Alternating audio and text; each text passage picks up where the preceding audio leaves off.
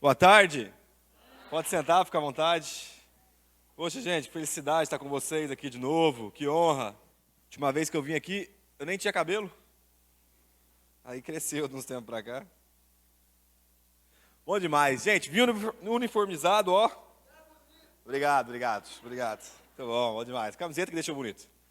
Gente, que honra, de verdade, poder voltar aqui. Para quem não me conhece, deixa eu me apresentar rapidinho. Meu nome é Leonardo, tenho 27 anos de idade. Sou casado com a Ellen já faz 8 anos, pais do Teófilo, nosso bebezinho, que agora está com 1 ano e 5 meses. Coisa mais gostosa do mundo. E tem sido incrível essa experiência de paternidade. A gente faz parte da família Desascope lá em Bragança Paulista. Alguém assistiu um vídeo do Desascope? Levanta a mão se assistiu um vídeo. Glória a Deus, glória a Deus. Se a pessoa que está do seu lado não assistiu, depois você fala para ela se converter. Tô brincando. Brincadeira. E a gente tem tido o privilégio de poder ministrar em alguns lugares, e para mim, gente, de verdade, é uma honra poder voltar. Por quê? Porque a gente estava até conversando no carro, eu com o Ricardo, e a gente entende que, por vezes, uma mensagem de 40 minutos, 50 minutos, é como se fosse uma ativação de algo que Deus quer continuar fazendo. Não sei se vocês já tiveram a oportunidade de ver um carro pegando no tranco. Sabe quando você está empurrando um carro ali, aí você solta a embreagem dele com tudo, o carro dá uma pegada e vai assim? Então, a mensagem de 40 minutos serve para você pegar no tranco. Mas a ideia que eu queria ter com vocês nessa tarde, agora, nesses poucos minutos, é construir um fundamento com vocês. Lançarmos de fato um alicerce que vai nos impulsionar para a próxima etapa de nós todos como os discípulos de Cristo Jesus. Para isso, abre comigo Mateus capítulo 28, versículo 18. Mateus 28, 18. Mateus 28, 18. Texto muito conhecido, um texto muito clássico de fazer discípulos. Mateus 28, 18. Vamos a partir do 16. Mateus 28, 16.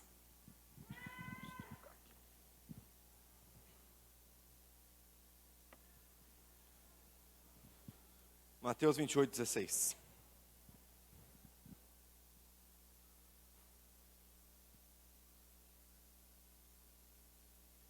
A Bíblia diz: os 11 discípulos partiram para a Galiléia, para o monte que Jesus lhes havia designado. E quando viram Jesus, o adoraram, mas alguns duvidaram. Jesus, aproximando-se, falou-lhes dizendo: toda a autoridade me foi dada no céu e na terra, portanto vão e façam discípulos de todas as nações, batizando-os em nome do Pai, do Filho e do Espírito Santo, ensinando-os a guardar todas as coisas que tenho ordenado a vocês, e eis que eu estou com vocês todos os dias até o fim dos tempos. Vocês oraram por mim, deixa eu orar por vocês agora, feche seus olhos. Pai, muito obrigado pela oportunidade que nós temos de nos reunir como igreja, como família. Minha oração, Senhor, é que o Senhor comunique aos nossos corações e nos transforme nessa tarde. Nos leva a compreender a Tua Palavra e somente a Tua Palavra por meio do Teu Espírito Santo. Ilumina o nosso entendimento e nos conceda sabedoria e revelação. Senhor, nós queremos seguir a Ti nos Teus parâmetros, conforme o Senhor estabeleceu. Fala conosco, ministra aos nossos corações. Nós oramos por isso, em nome de Jesus. Amém, amém e amém. Glória a Deus. Gente, nós temos algo em comum, todos nós que estamos reunidos aqui hoje. Nós somos discípulos de Cristo Jesus. Discípulos de Cristo Jesus. Agora, dentre tantas características que nós temos como discípulos de Cristo Jesus, uma que se deve destacar é um coração aprendiz. O texto que nós acabamos de ler aqui está falando da grande comissão, ou então do envio de Cristo aos seus discípulos para irem pelo mundo pregando o evangelho e fazendo discípulos. Não sei se você sabe, mas o Brasil é considerado o novo mundo, ou o último continente a ser descoberto, que é onde nós estamos aqui na América do Sul. A prova de que a palavra de Deus é real e eficiente na sua ação é o fato de nós estarmos reunidos aqui hoje, depois de 2000 anos dessa ordenança ter sido dada aos discípulos. Nós estamos aqui em Mesquita, não faço ideia de quantos quilômetros de Jerusalém, e ouvindo, e pregando, e conversando, e crescendo no conhecimento de Cristo. Por quê? Eles foram pelo mundo e pregaram o Evangelho. Agora, talvez você tenha 2, 3 dias de igreja, e você já ouviu a famosa frase de que Cristo te salva, de que Jesus é o teu Salvador, de que Jesus te salvou, de que Jesus te salva e que somente nele existe salvação. E sim, essa é parte da proclamação do Evangelho. Mas às vezes eu tenho percebido na nossa geração que a ênfase no Cristo que salva tem apagado a ênfase do Cristo como Senhor. É como se nós fragmentássemos o Cristo. Eu quero o benefício que Ele pode me dar, mas não quero fazer o que Ele está pedindo para que eu faça. Sabe quando você vai no restaurante? E aí você começa a pegar, eu quero batata frita, eu quero carne, eu quero um pouquinho de arroz e feijão, legumes não.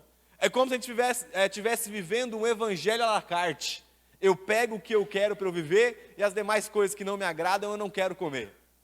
Mas não tem como nós repartirmos o evangelho, não tem como nós multifacetarmos, porque é uma pessoa. E quando Cristo se apresenta a nós, Ele se apresenta como Salvador, sim, mas também como aquele que é Senhor sobre nós. Talvez vocês já ouviram eu falar, eu provavelmente devo ter falado sobre isso também um pouquinho na outra vez que eu vim aqui, que nós cantamos a nossa liberdade. Nós proclamamos a nossa liberdade constantemente. Eu sou livre, eu sou livre, eu sou livre. Sim, somos livres do pecado, mas agora feitos escravos de Cristo Jesus. Por quê? Ele nos comprou por um alto preço. E agora a grande questão já não é mais a faculdade que você quer fazer, mas a faculdade que Cristo quer que você faça. Já não é mais sobre o trabalho que você quer trabalhar, é sobre o trabalho que Cristo tem para você. Já não é mais a sua forma de ser marido, de ser esposa, de namorar. É a forma que Cristo estabeleceu como ordenanças, mandamentos e orientações para nós como os discípulos. Agora, eu comecei falando para vocês que o coração nosso de discípulo tem que ser um coração aprendiz. Paulo, em Efésios capítulo 2, versículo 1, Efésios 2, 1, eu vou ler para vocês porque eu vou citar vários textos. Se você quiser só anotar aí, Efésios 2:1, Paulo vai falar um pouco sobre isso. Ele fala o seguinte: Ele lhes deu vida quando vocês estavam mortos em suas transgressões e pecados, nos quais vocês andaram no outro tempo, segundo o curso deste mundo, segundo o príncipe da potestade do ar, do espírito que agora atua nos filhos da desobediência. Entre eles, também nós todos andamos no passado, segundo as inclinações da nossa carne, fazendo a vontade da carne e dos pensamentos, e éramos por natureza filhos da ira, como também os demais. Mas Deus, sendo rico em misericórdia, por causa do grande amor com que nos amou, e estando nós mortos em nossas transgressões, nos deu vida juntamente com Cristo. Pela graça, vocês são salvos. E juntamente com Ele nos ressuscitou, e com Ele nos fez assentar nas regiões celestiais em Cristo Jesus. Glória a Deus por essa passagem. Paulo está falando que existem duas formas de se viver. Primeiro, seguindo o curso desse mundo, a ordem desse mundo, seguindo as inclinações da nossa carne, ou existe uma nova forma de se viver, que agora é uma forma semelhante a Cristo. Um exemplo, quando você peca, você não se esforça para pecar. Por quê? Porque parte da nossa natureza ainda luta contra a nossa nova natureza. O Theo, quando ele fez 6 meses, bebê geralmente quando faz 6 meses, eles entram na introdução alimentar. Então, o que acontece? Ele para somente de consumir alimento líquido e começa a consumir alimento sólido. E aí eu lembro uma vez que eu estava lá na minha salinha, tem uma bibliotequinha em casa, eu estava estudando. E aí eu estava lá estudando, daqui a pouco a Ellen vem e me chama, Léo, vem cá. Aí era mais ou menos a hora do almoço. Aí eu fui, né? Eu falei, oi. Aí ela falou, o Theo não quer comer. Senta do lado dele, que eu vou fingir que eu vou dar comida para você, e aí eu coloco na boca dele. Eu falei, tá bom, né? Beleza. Aí eu sentei do lado dele. Aí, gente, minha esposa veio com uma colherzinha azul, assim, de avião. E eu, um homem barbado. E a minha esposa vindo assim, ó o papai. Aí eu abri a boca. Aí ela colocava a colher na minha boca. O Theo, meu filho, olhava para aquele momento e achava incrível. E a Ellen pegava a colher e ia direto na boca dele e ele comia. A pergunta é, por que o Teófilo começou a comer? Porque ele começou a ver a obra que o pai dele estava fazendo. O que é ser um discípulo de Cristo? Ver as obras que o nosso pai faz e copiá-lo na semelhança. Então é como se nós estivéssemos nesse momento sentado e contemplando a colher de aviãozinho entrando dentro da boca de Jesus, para que nós possamos copiá-lo, porque assim como o Theo é uma nova criatura, acabou de nascer, nós nascemos de novo faz pouco tempo também.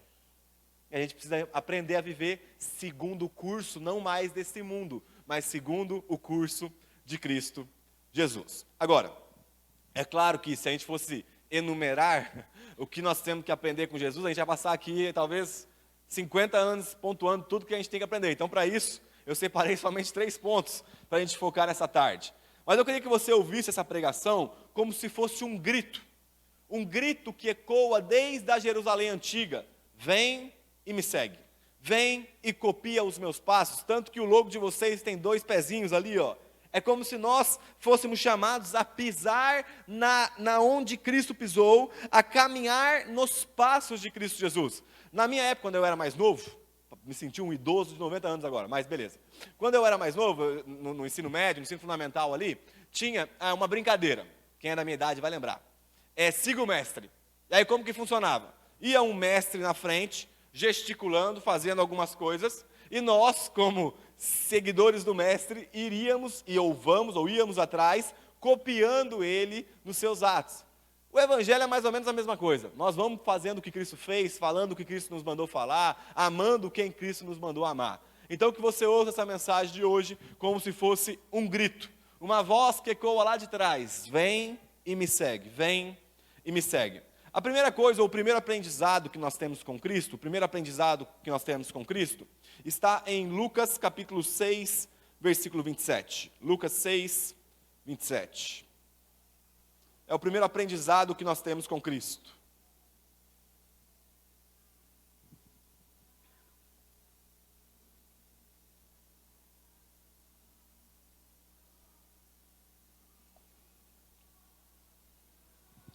Lucas 6, 27, a Bíblia diz: digo, porém, a vocês que me ouvem. Só um minuto, perdão. O próprio Cristo disse essas palavras, tá, gente? Jesus estava orientando os seus discípulos.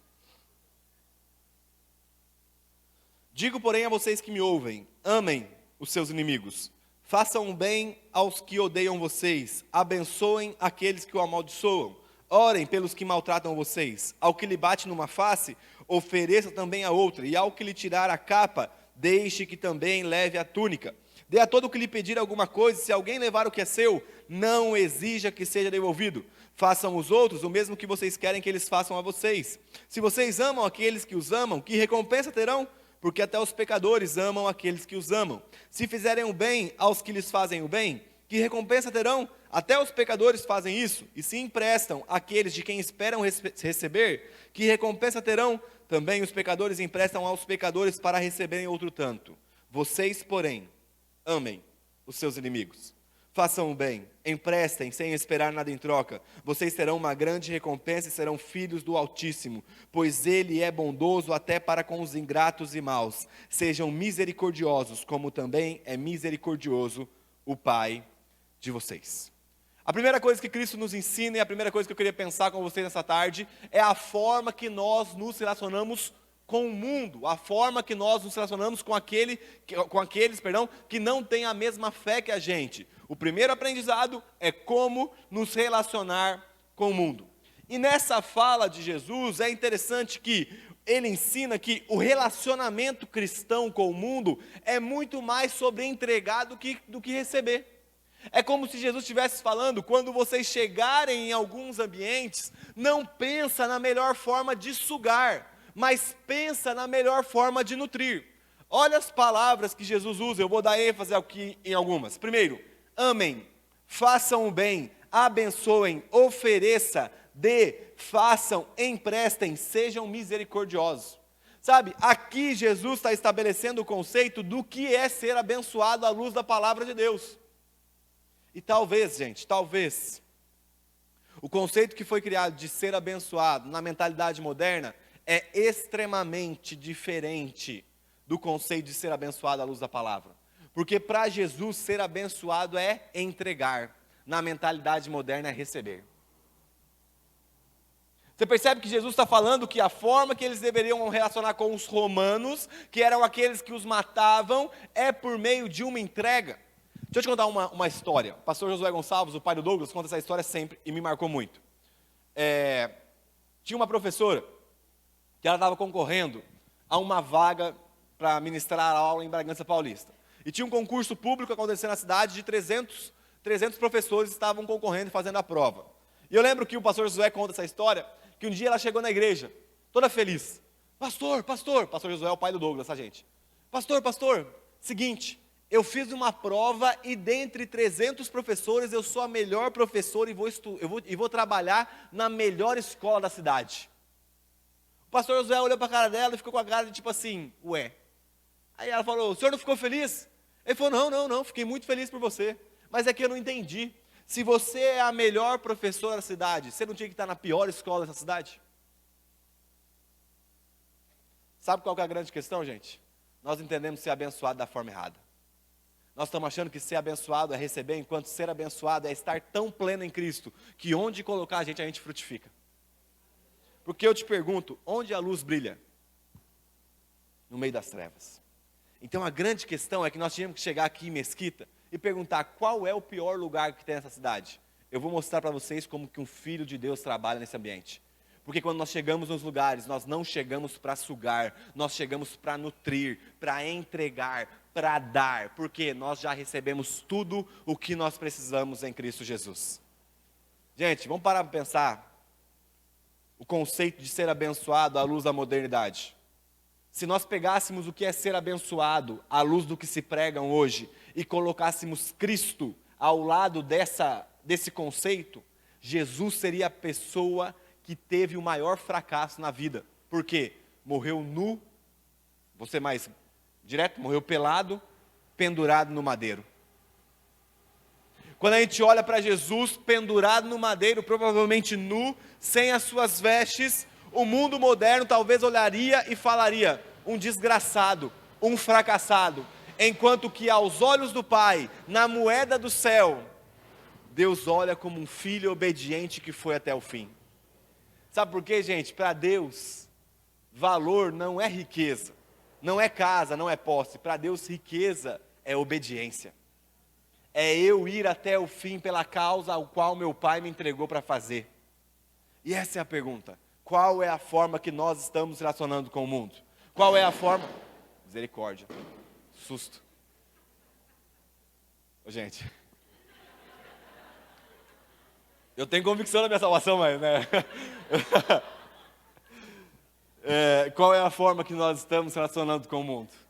Qual é a forma que nós chegamos nos ambientes? Para entregar ou para receber? Agora, se Cristo nos ensina a nos relacionarmos com o mundo, Cristo também nos ensina a nós nos relacionarmos como igreja, como família. Está em Efésios capítulo 2, versículo 14. Efésios 2, 14.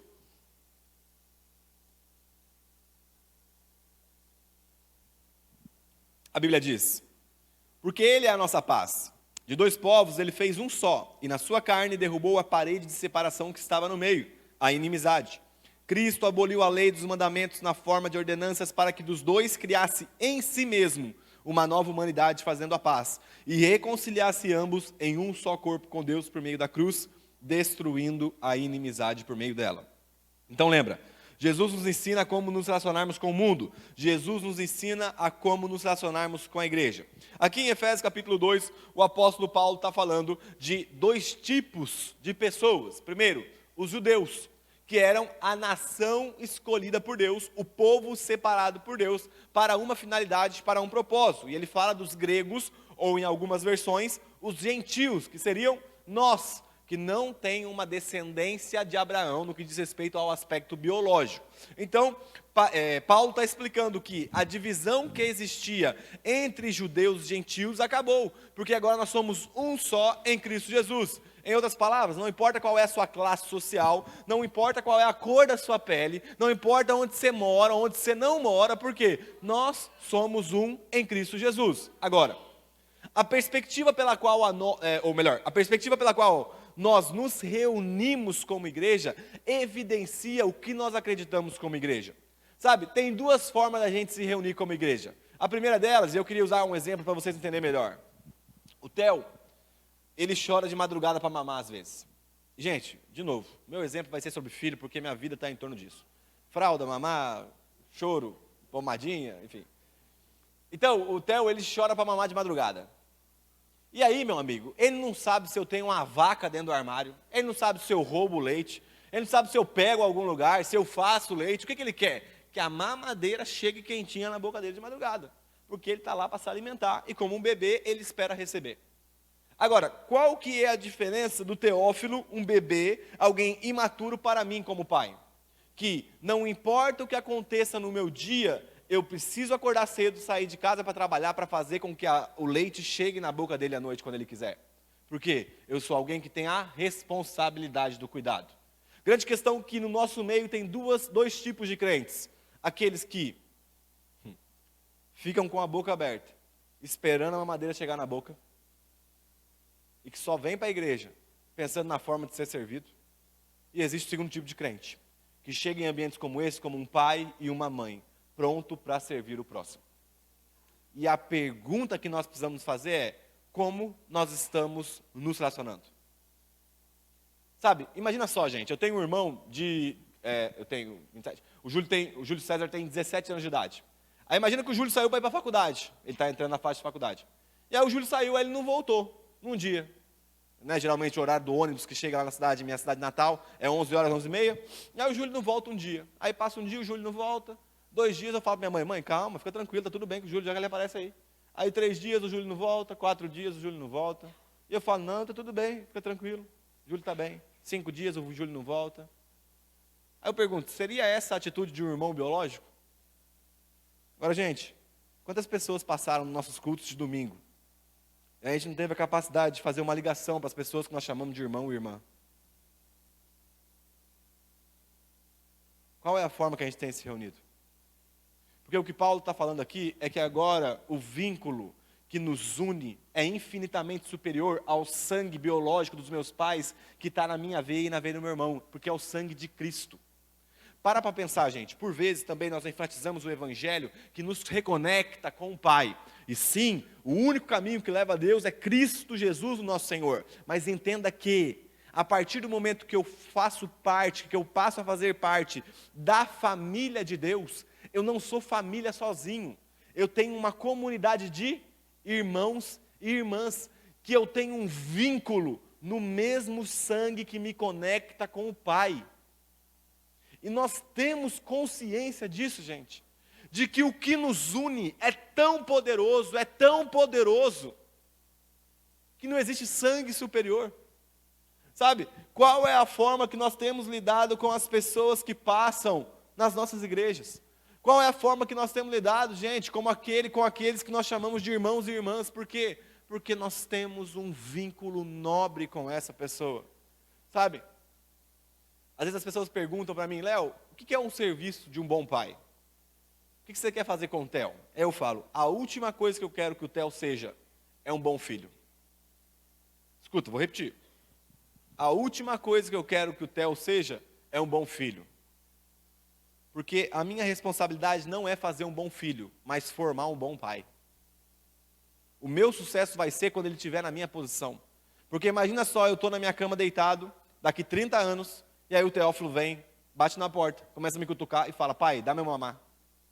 Eu criei um excelente filho, que sabe depender de mim em todas as coisas.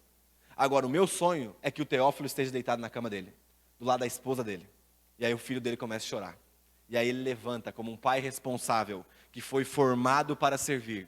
Pega a mamadeira e o leite que ele trabalhou e coloca na boca daquele que um dia vai substituir ele também. Quando eu olho para cada jovem adolescente que vem falar comigo, gente, a única coisa que eu espero é que eles possam assumir o meu lugar. É que eles possam pegar o que eu estou fazendo. Por quê? Porque em algum momento eu vou morrer. Sabe? A gente precisa sonhar. Vocês, homens mais maduros, vocês, mulheres mais maduras, vocês precisam sonhar com um dia em que essa juventude vai substituir vocês nessa igreja. Porque o processo continuou de forma eficiente. Nós fomos pelo mundo, pregamos o Evangelho, e a próxima geração está pronta para fazer o trabalho que nós estávamos fazendo. Gente, não se preocupa com cargo. Se preocupa, mas o fulano de tal... Às vezes lá na igreja eu estou lá, né? Aí a galera fala, Léo, você não tem medo de fulano de tal aprender e pegar seu cargo? Eu falo, eu treino ele para ele pegar meu cargo. Porque, gente, quando alguém puder fazer a minha função, eu estou liberado para o próximo estágio. Enquanto eu ficar ali, eu sou o responsável pelo ensino da família de Zascope, e ninguém mexe no ensino da família de Zascope porque é meu. Misericórdia. O que eu quero é que alguém se levante tão bom quanto eu, que assuma a minha posição, porque eu investi na vida daquela pessoa, e agora eu estou pronto para quê? Para o próximo estágio da minha vida. Porque nós assumimos a responsabilidade pela edificação mútua. Então lembra, primeiro aprendizado que Cristo nos traz é a forma de nos relacionarmos com o mundo, e a segunda coisa, o segundo aprendizado que Cristo nos traz é a forma de nos relacionarmos com a igreja. Agora, a terceira e último, o terceiro e último aprendizado que ele nos traz é o mais importante.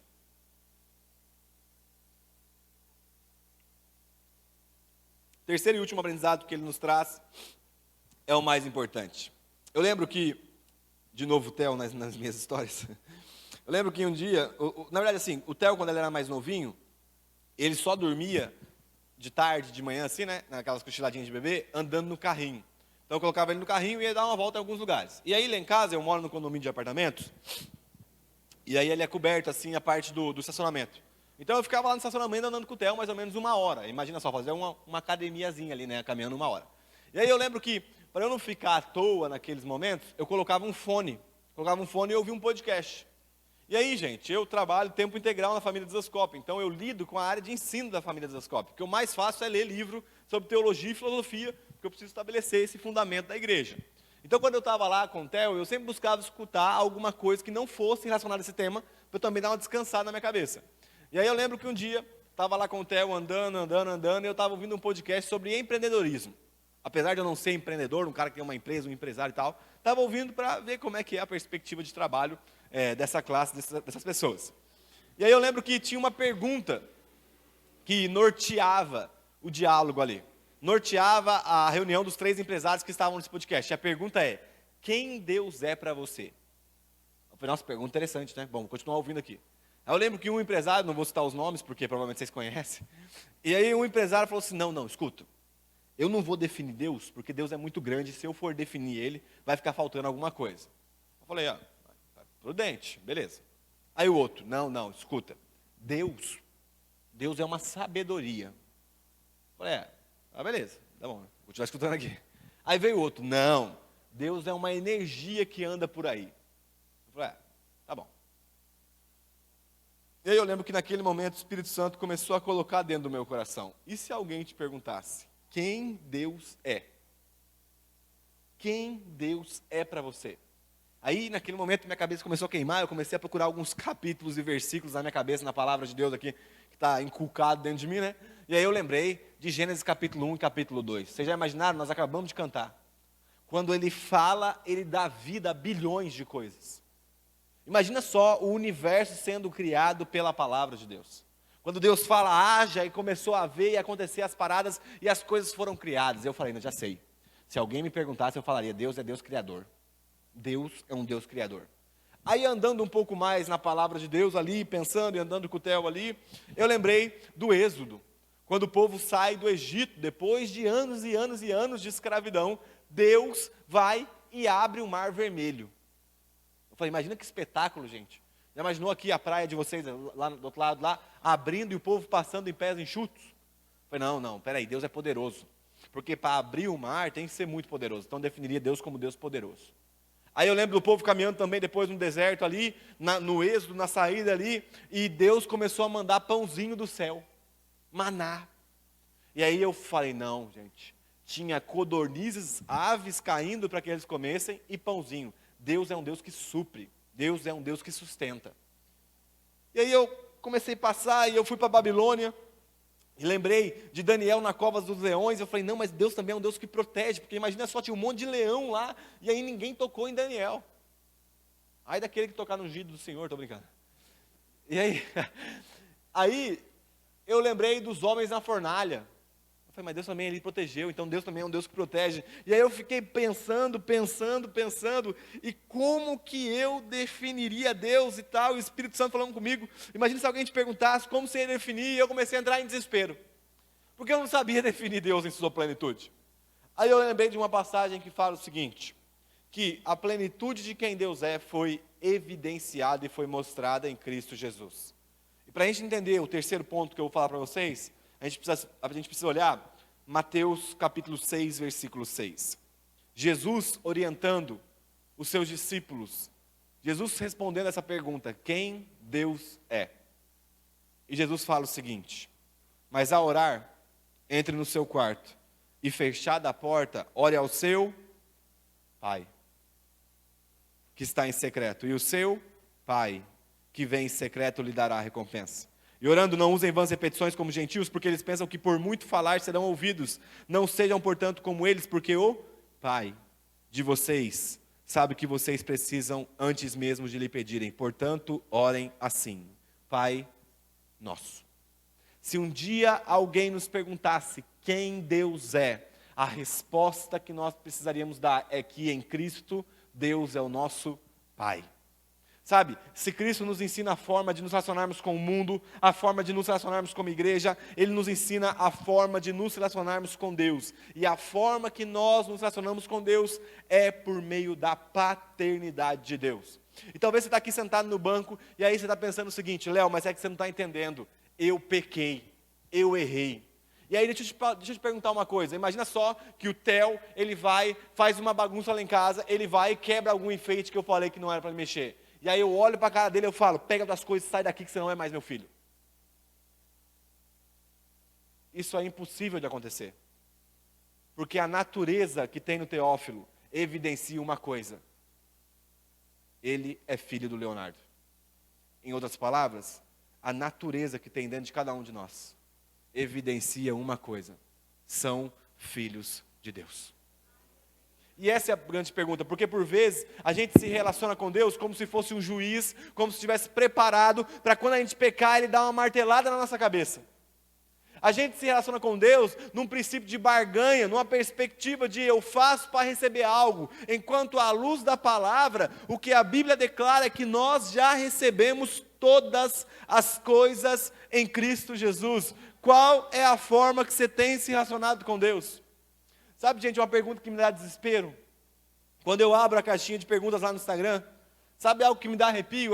Se eu pecar, eu perco a salvação? Ô gente, tem uma pergunta que me entristece, essa pergunta.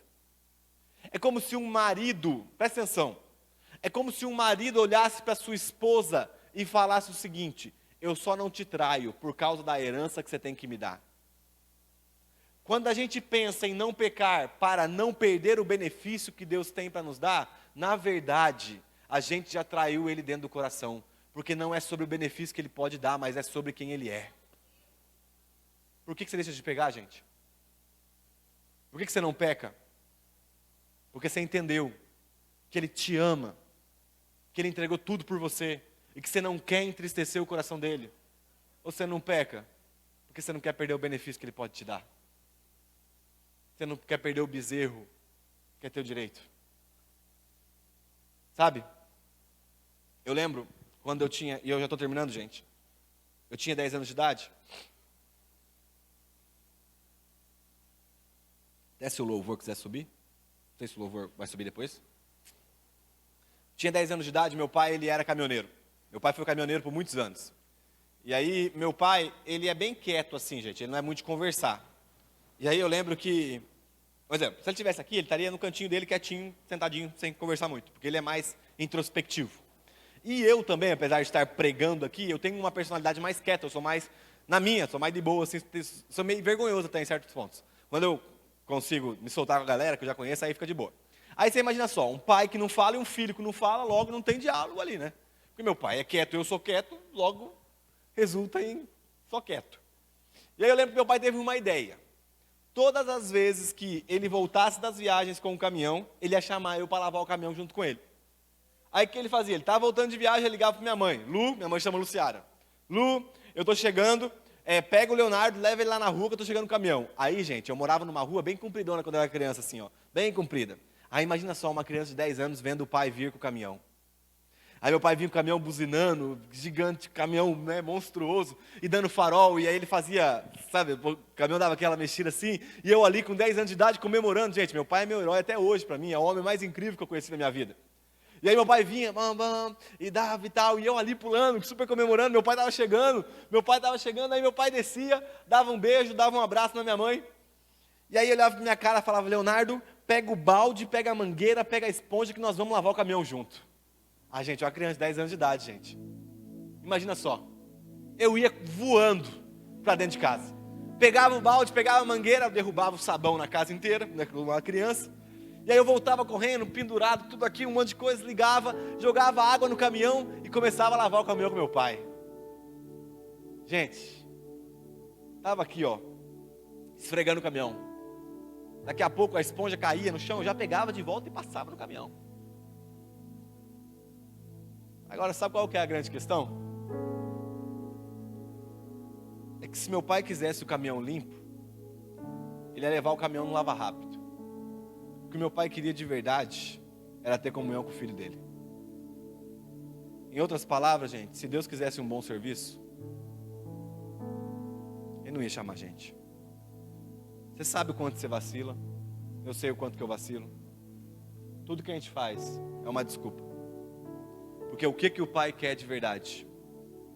Ter comunhão com os seus filhos. E a pergunta é, o quanto nós valorizamos a comunhão?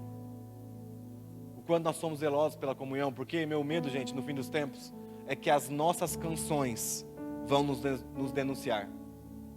Porque a gente canta que ama Ele acima de todas as coisas. A gente canta que a gente adora Ele. A gente canta que Ele é o único na nossa vida, mas a nossa agenda não mostra a mesma coisa. A gente canta que Ele é o Senhor, mas a prática diária não mostra isso. A gente canta que a santidade dele nos constrange a ser santos, mas no dia a dia, isso parece ser mentira. Sabe, contaram uma mentira pra gente. Ou, na verdade, uma meia-verdade. Falaram pra gente que Jesus morreu para nos levar para o céu. E talvez, isso não seja a pregação completa do Evangelho. Porque Jesus não morreu para nos levar para o céu em primeira causa. Jesus morre e ressuscita para nos reconectar com um relacionamento com Deus. Não é sobre um lugar, gente. É sobre uma pessoa. Não é sobre sermos arrebatados e andar em rua de ouro. É sobre diariamente eu ter uma convicção de que eu posso entrar no meu quarto, fechar a porta e ter a plena certeza de que Ele está comigo naquele ambiente. Sabe, é ter uma só convicção: o Senhor está comigo nesse lugar. Imagina só, hoje eu sou pai, e eu queria que você imaginasse essa cena. Imagina o meu coração como pai. Eu chegando diante do Theo e falava: Theo, o que você quer, cara? Fala o que você quer que eu vou te dar. Aí eu imagino o Teófilo, se ele tivesse uma idadezinha, ainda novinho, mas se ele tivesse uma idadezinha, pensando: o que eu quero, pai? Deixa eu pensar. Aí imagina só vocês aí. Se Deus chegasse diante de você e falava: fala, o que vocês querem? O que você quer? Eu vou te dar. Aí você começa a lembrar dos boletos. Pô, pai, tá um monte de boleto aqui, Jesus. Aí você começa a lembrar de outras coisas. Então imagina só, Deus falando para vocês: o que vocês querem? Eu vou dar para vocês. Imagina eu olhando para o rosto do Teófilo e eu perguntando: o que você quer, filho? O pai vai te dar. Sabe, lendo as vontades do Theo, que ainda é muito novinho, talvez a resposta do coração do Theo seria a seguinte: o que eu quero, pai? Deixa eu pensar. Eu quero o Senhor. Gente, imagina se nós nos reunimos como os filhos para pedir uma coisa só para Deus: Ele mesmo. Deus, eu não quero o que o Senhor pode dar, eu não quero as coisas, porque eu sei que o Senhor vai dar, porque o Senhor é um bom pai que cuida de todas as coisas, mas o que eu quero de verdade é a Tua presença. O que eu quero de verdade não é o caminhão e que o caminhão fique limpo. O que eu quero de verdade é que o Senhor ouça o meu choro, é que o Senhor ouça os meus sonhos, é que eu possa ouvir os seus sonhos e aquilo que tem ferido o teu coração. Sabe, gente, quando Jesus vem mostrar para a gente o terceiro aprendizado, Ele deixa íntimo. Ele deixa junto. E talvez a pergunta que você fica nesse momento é: Léo, o meu devocional está top, cara. Eu já entendi que eu amo a Deus, que Deus me ama e eu aproveito disso. A pergunta é: por que nós não estamos anunciando o tempo oportuno para os de fora? Porque nós entendemos o Evangelho do jeito errado, gente. Nós estamos achando que o Evangelho é uma mensagem de conforto, enquanto o Evangelho é um chamado à entrega. Enquanto o Evangelho é você ter consciência de que você foi encarregado a uma missão: anunciar aos outros: ei, não se preocupa com o caminhão limpo. O que o Pai quer com cada um de vocês é só ouvir a voz, é só estar junto. O que o Pai quer é vocês. E esse é o questionamento que fica no meu coração. Qual é a forma que a gente tem copiado Cristo? Qual é a forma que nós temos sido discípulos de Cristo? Porque com o mundo é um chamado à entrega. Com a igreja um chamado à responsabilidade. E com Deus um chamado à intimidade. Essa é a mensagem que nós fomos incumbidos de anunciar, gente. Sabe, amanhã é eleição. E você que vai votar, vote de forma diligente, responsável, inteligente, guiado pelo Espírito Santo. Seja lá qual for seu candidato, que o Espírito Santo te guie. Mas eu falo para vocês, gente, e eu garanto para vocês, à luz da palavra de Deus, que a mudança não vai vir da política. A cidade de Mesquita vai ser transformada quando a gente levantar.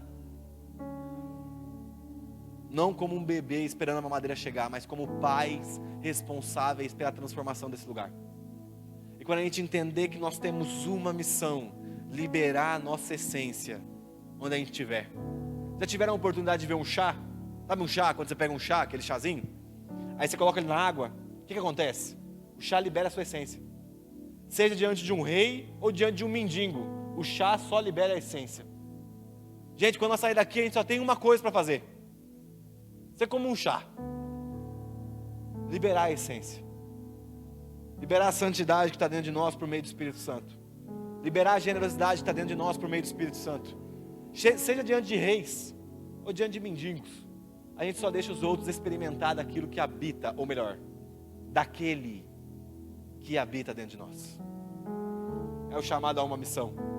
Somos responsáveis por essa mensagem, e eu oro para que o Espírito Santo de Deus te toque com essa mensagem, mas acima de tudo, que Ele te conscientize da responsabilidade de pregar o Evangelho aos outros. Porque é o chamado, vão pelo mundo, o bastão está nas nossas mãos. Passaram-se 2000 anos e o Evangelho foi pregado e chegou até nós. A pergunta é, onde o Evangelho vai estar nos próximos 2000 anos? Depende de nós, da forma que nós estamos vivendo isso aqui.